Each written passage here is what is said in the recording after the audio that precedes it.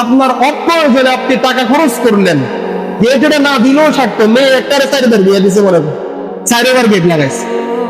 এটা কি, একবার বিয়ে দিচ্ছেন, প্রথমে একটু আনন্দ করছেন, এরপরে মেয়ে চলে আসছে, আরেক কোন লোকে ভাগ্যে গেছে, এখন আবার বিয়ে দিলেন, আপনি আবারও গেট লাগাইলেন। তো আমাদের মতো মা বাপ ওই জমিনে থাকার তো দরকার নাই।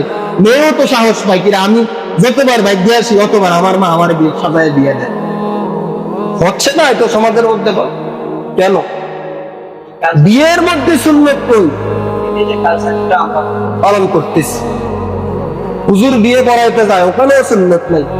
হুজুর মাইয়ের সামনে যাইতে হইব, মাইয়েরও কইতে হইব তুমি এটা হুজুর শুনতে হইব কা?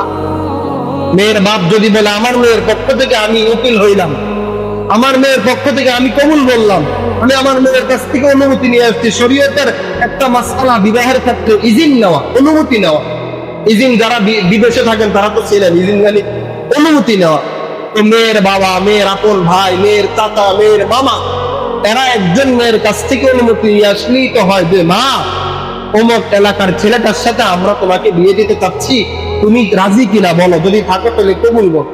তো বাস, মেয়ের কাছ থেকে আপনার বাবা, মামা, টাকা বা জ্যাঠা যারা আছে ওনারা শুইলা এসে বললেই তো হয় আমার মেয়ের পক্ষ থেকে আমি দায়িত্ব নিলাম, আমার মেয়ে কবুল বলছে, আমি শুনলাম, এখন আপনারা বিয়ে পড়াইতে পারেন।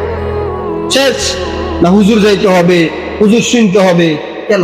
আমার সাহেব মাওলানা আনিসুর রহমান আশরাফি সাহেব দামাত বারাকাত, উনি এক বিয়ের অনুষ্ঠানে গেছেন, যায়া উনি যখন শরীয়ত সম্মত বিয়ে পড়াইতে চাইছেন, তো গ্রামের সর্দাররা বলছে হুজুর এখানে উল্টা পাল্টা করে আপনি ফেস লাগাইেন না।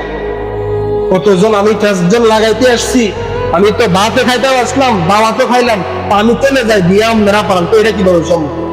ও এটা যেরকম সম্ভব না, আমিও আপনাদের মন মতো বিয়ে পড়াবো, এটা আমার দ্বারা সম্ভব। কথা বুঝছেন?